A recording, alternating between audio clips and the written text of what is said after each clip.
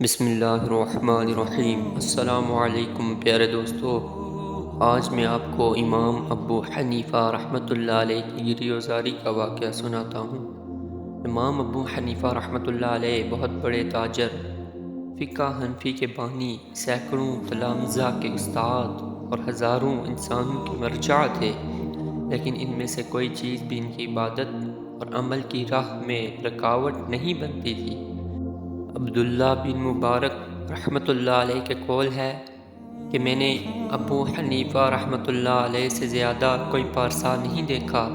اسد بن عمر رحمۃ اللہ علیہ کا قول ہے کہ ابو حنیفہ رحمۃ اللہ علیہ شب کی نماز میں ایک رکعت میں پورا قرآن ختم کر دیتے تھے۔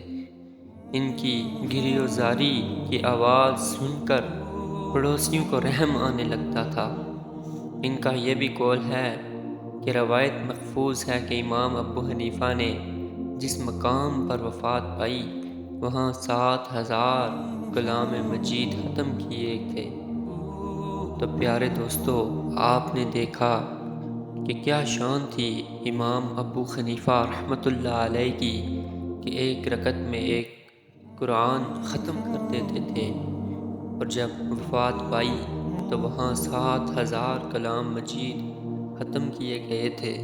ہم ان کے مقام تک تو نہیں پہنچ سکتے، لیکن اللہ پاک سے دعا ہے کہ اللہ پاک ہمیں ان کی نقش قدم پر چلنے کی توفیق عطا فرمائے اور ہمیں نیکی کے رستے پر چلنے کی توفیق عطا فرمائے اور برائی کے رستے سے بچنے کی توفیق عطا فرمائے۔ آمین بجاہ النبی الامین۔